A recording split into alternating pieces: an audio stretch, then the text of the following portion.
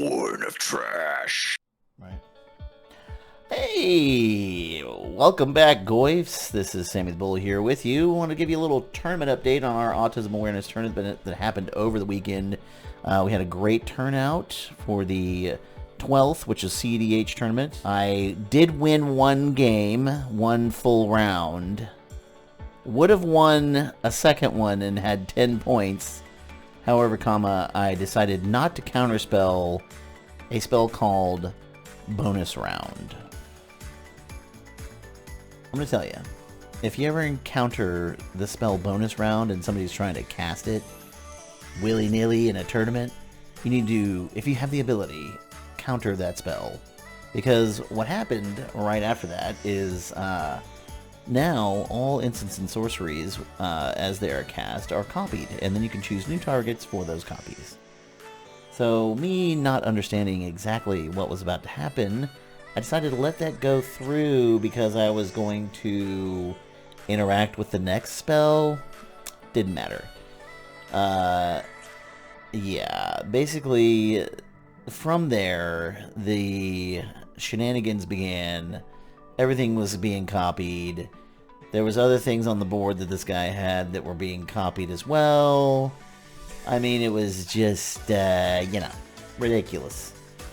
So, basically, for future note, anytime anyone is like, hey, I'm going to cast Bonus Round just arbitrarily, do you want to counterspell it? Because they have no interaction at that point. They're just banking on you not counterspelling their one thing that's going to win them the game. Counterspell it, right? It's that age-old question of whether or not to, counterspell the tutor piece before the actual spell that they're going to get is being cast. Well, in this case, folks, Bonus Round as a spell needs to be countered immediately, and do not wait for whatever is coming next, because it's all bad and you lose. So if I had countered that spell, there is a high chance, a high possibility that I would have won 2 games and been in the final contending top spots. But alas, I only won the 1 round. The first round I did win, though. Very interesting round, where nobody paid for any heuristic studies or anything. People just allowed all the drawing to happen all the time, right? And one of the opponents who was sitting across from me, I think, was in the number 2 seat, and he was playing a green-white Selesnya deck that didn't do a whole lot, because I think he had to kind of get things online, get things going. It was a stacks deck. But he was kind of like, why is everybody just not paying for heuristic study? And he's right. You really should be trying to pay those taxes to kind of keep the crazy decks from going crazy. So my deck, of course, I have heuristic study out. Nobody's paying for any of the heuristic study stuff. They're just letting me draw cards. I'm running Morska, the Undersea Sleuth, and whenever I draw my second card on each turn, Morska gets 2 +1/+1 counters. So Morska's gigantic at this point, because I've drawn my second card on almost every turn, because nobody's paying for heuristic study. And I've got clues going, I got Academy Manufacturer out, I'm making not only a clue, but also a food and a treasure, and it's just crazy, right? So my deck just goes off, and I'm able to get to a point where I get my Isochron Scepter, I get my Dramatic Reversal, and then I, tap and untap until I have 1,000,000 mana, and cast my Thassa's Oracle after I draw out my entire deck, basically. So that was the first round, right? And the other guys that were sitting there's 2 other gentlemen. They were playing like a Jeskai build, was one of them, and then the other one I think was also it was Kenrith. So Kenrith player didn't do much either, was just kind of hanging on. But yeah, Morska went off, and that's a heck of a deck, man. I'm gonna have to do a little deck tech on old Morska, just kind of show that off as a cEDH deck. I think it's pretty viable.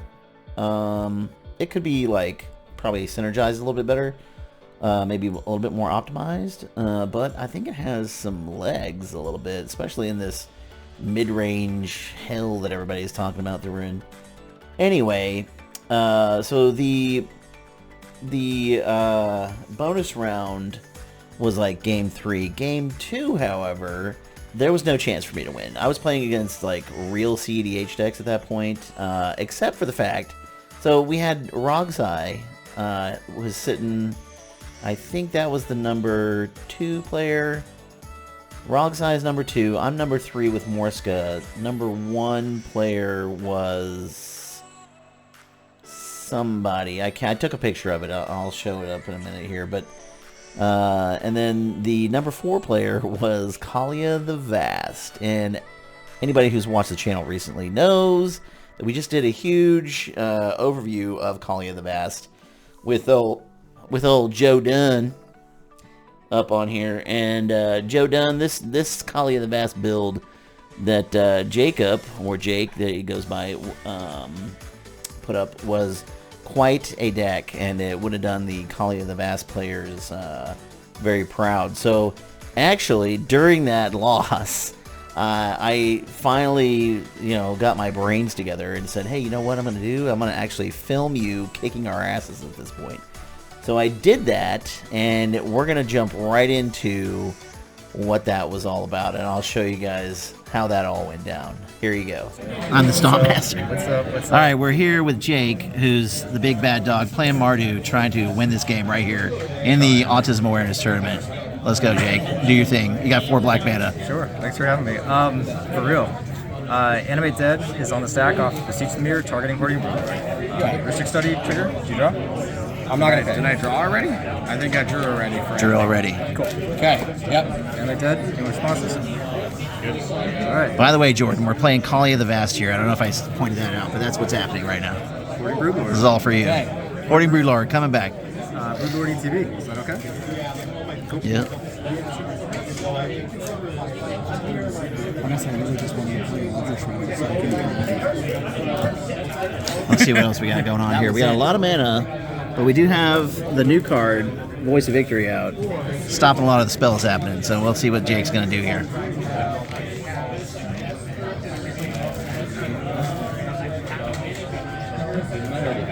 I'll find that card. That card. Anyone wants to cut, feel free. Well, I think now it's on half. All right, cut. Now we have the mana to cast it. There you go. Two daces, 2 dudes. Indeed. I'll tap 2, 3, 4, because I can pay Ristic. So I'm going down to 2 black floating. Cast on half, targeting Hoarding Brood Lord. Hey. Mana, perfect. Cool. With this resolves, sack the Brood Lord. 2 dragon tokens. Use the Lucas Garciano Nice. dragon token.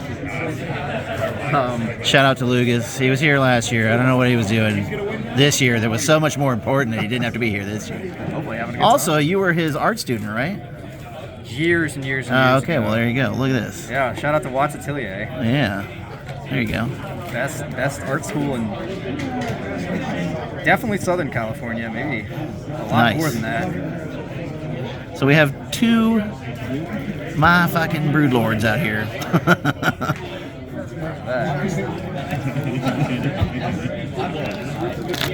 Tap.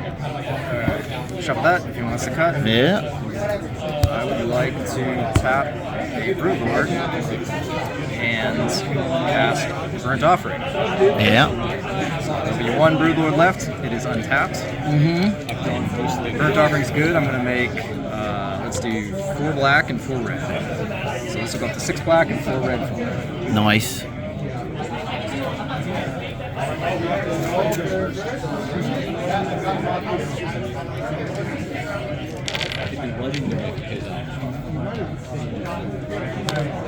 Unbelievable that we're possibly going to lose to Kaalia right after we did the Kaalia. I think that next card is Yeah. Underworld Breach. Yeah, it's got to be, right?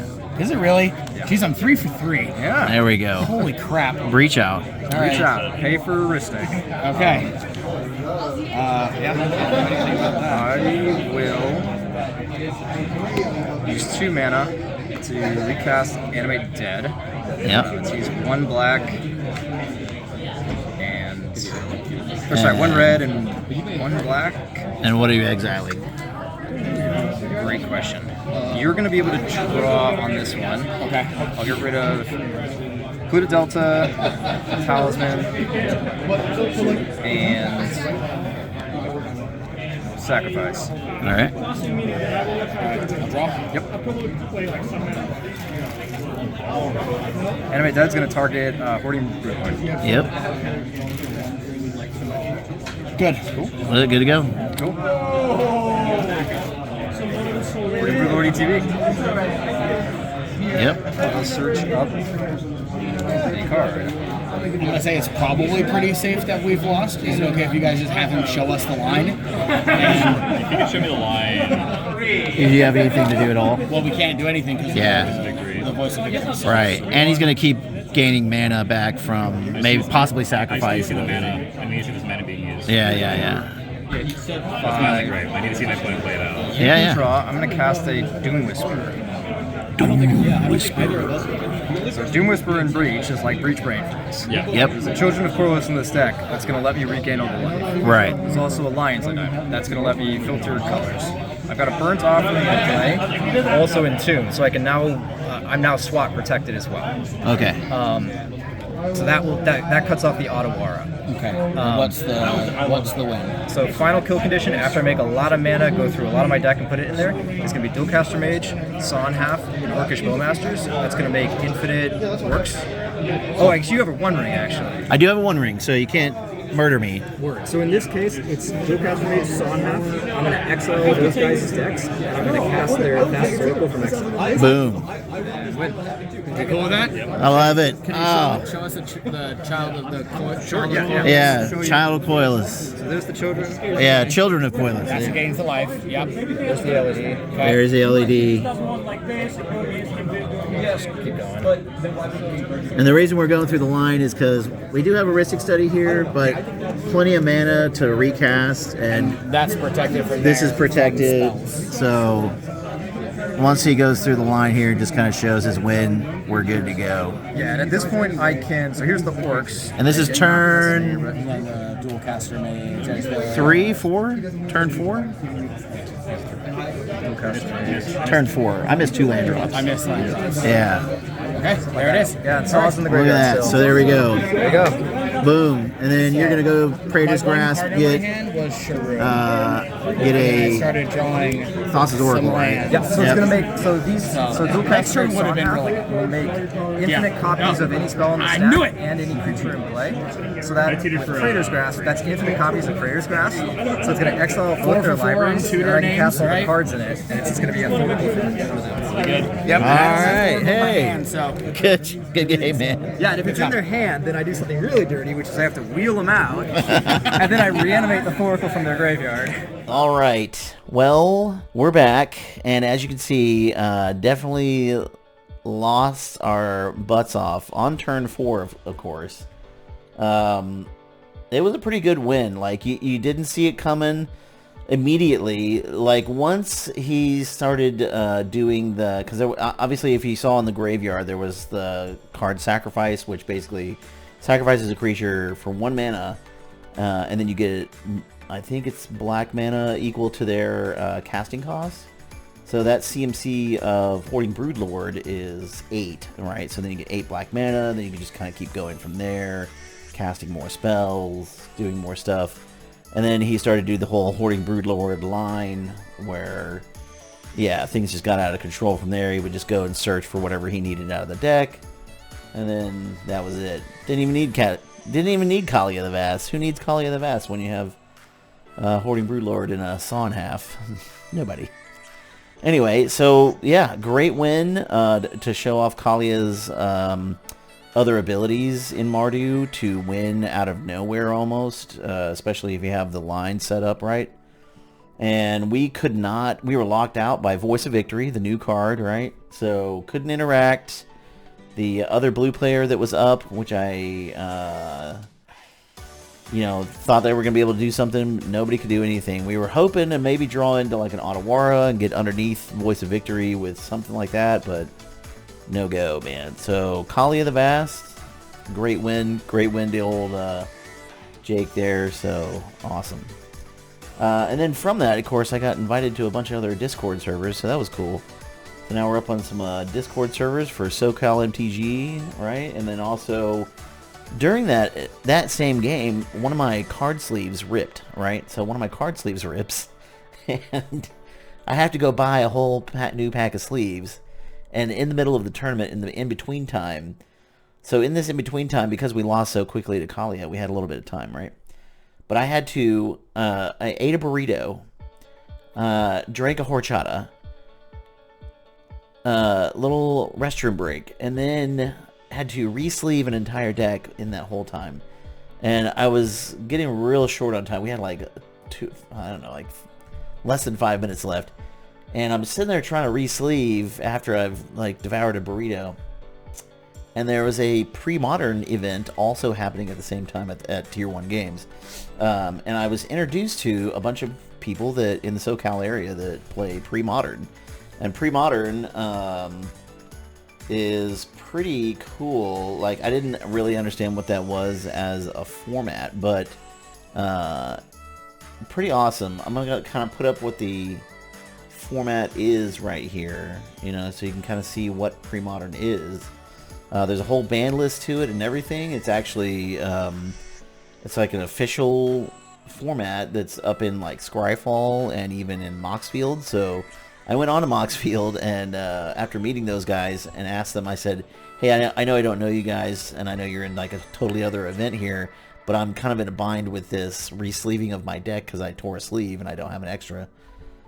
I was like, do you mind helping me re-sleeve? And they were like, oh yeah, no problem, you know. So great community.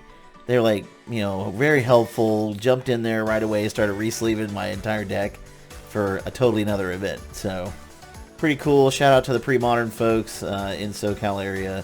Got on their Discord as well. And went into my Moxfield and built my first Premodern deck ever, which was Unicorns. Yes, I know. It's not Tier 1, 2, or 3 for all you Premodern folks, but I built it anyway because I had just been on a unicorn kick from International Unicorn Day. And I was like, hey, you know what? I know that some of the unicorns I looked up were very old and in the Premodern time frame, so I went in there, looked up which ones were in there, and it was like some fairly decent unicorns, so I went in there and built some unicorns. I tried to make it as viable as possible. Okay. My first Premodern deck. Whatever. I just wanted to have fun with it at first. I did see that there is lists of like competitive Premodern decks. But those lists are like Burn and Elves. And those are like, you know, like you play Elves. You play Elves in one format. You basically play Elves in any format. It's all the same thing. You get Priest of Titanium. You do some crazy stuff. So yeah, I wanted to build something that was just kind of like off kilter, off the charts. Like, wouldn't even expect people to build anything around unicorns in Premodern, right? And I will admit it's very slow. It is very mid-rangey, the unicorn Premodern deck. But I think if I tweak the mana base correctly, like I don't really know how to do the mana base for Premodern yet. I do know that there's fetches available, but I don't understand how to build a Premodern deck fully yet, like effectively.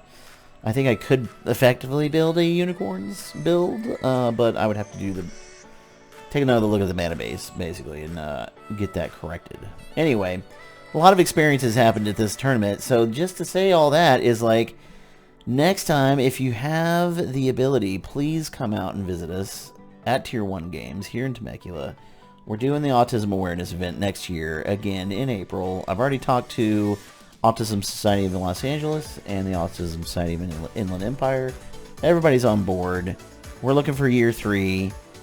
So far, at the tournament itself, when I was doing some more charity and giving money to the charity and stuff like that, I noticed like during the event that we had gone over $1,000 just in pure donations, right? That wasn't even counting the store's input from all the proceeds. So with all the proceeds and stuff, hopefully we get up to our last year's amount, which was around 3,000. But this year, unfortunately, like every artist we tried to connect with, unfortunately was either busy or had some other thing scheduled or just couldn't make it.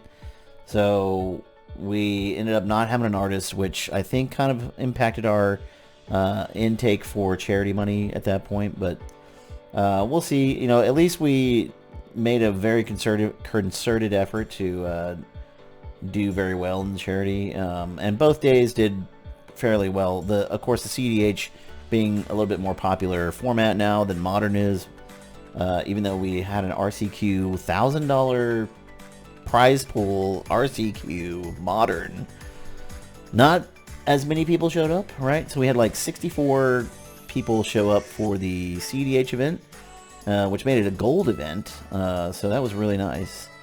And then for the Modern, even though it was a $1,000 RCQ, we only had about half that show up, probably around 32, 34 people, maybe, if that, right? So, so yeah, maybe we'll look at that for next year, see what we can maybe change around or whatever. But anyway, just wanted to shout out to SoCal MTG, to all the Premodern folks that helped me out during the tournament with my sleeves ripping to the shreds. The tournament itself was really fun on Saturday for cEDH. Unfortunately, I didn't have a Modern deck built because as most of you know who've watched any of my videos, I was deeply saddened when they had initially banned Mox Opal back in the day. Now they've recently unbanned it, which is amazing, and I have been slowly rebuilding my Modern Affinity deck, which is mostly put back together, but I do realize that I not only got rid of my Mox Opals, I also got rid of my Arcbound Ravagers, unfortunately. Anyway, so Arcbound Ravager's not there to fully take advantage of, you know, stacking up a bunch of +1/+1 counters onto an Inkmoth Nexus and then attacking you for, you know, 12 Infect. But yeah, we're getting back to that, rebuilding it, you know, slightly different way. Want to be a little bit more aggro with it, even though it is an aggro deck and you can go faster. So yeah, a lot of cool cards to add to that deck as well. So I'll probably be doing a little bit more Modern stuff here shortly, now that I can play Affinity again. Might even try to do some Jundi stuff with the old Modern, but we'll see. But yeah, and also, you know, loving the fact that I discovered Premodern more. You know, like I've heard of that word, but I just didn't know what it was. I didn't know what the time frame was or anything. Discovered that, so into that now. That's cool. Have a Premodern deck built up on Moxfield at least, so I'll have to gather those cards together and make a deck. So yeah, good stuff. A lot of great things happening for us here. We had a great tournament turnout. Everybody had fun. No major incidents, nothing like that. Everybody, you know, had a great time and, you know, contributed to the charities that we brought out there. So it was worth it for them, worth it for us, worth it for the families and people in our lives that are affected by autism. So yeah, I just want to do a good little shout out video and show you all a little bit of what happened during the tournament. And yeah, that's about it. What do you think, Baxeltip? Yeah? All right, that's our cue. We're out of here. Hey, appreciate everybody for hanging out with us at the tournament. Y'all take it easy. Sammy the Bull, out. Hey, thanks for watching. If you want to support us directly, go to patreon.com/badgoyfs. Also, follow us on all social media, links in the description below. And remember, you're all my Goyfs, and I love you. Bye-bye.